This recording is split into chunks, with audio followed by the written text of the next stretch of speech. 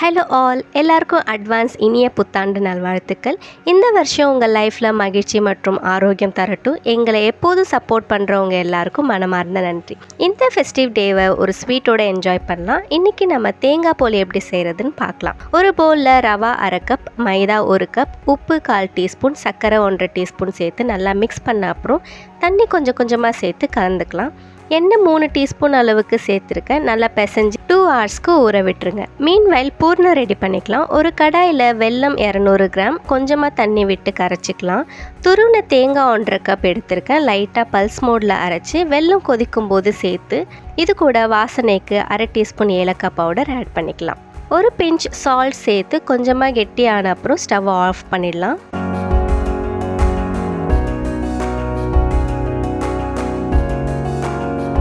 இப்போது ஊற வச்ச மாவை ஸ்ப்ரெட் பண்ணி பூரணத்தை ஸ்டஃப் பண்ணி லைட்டாக கையால் தேய்ச்சி தவாவில் போட்டு 2 பக்கமும் நெய் விட்டு சுட்டு எடுத்தால் டேஸ்டான தேங்காய் போலி ரெடி.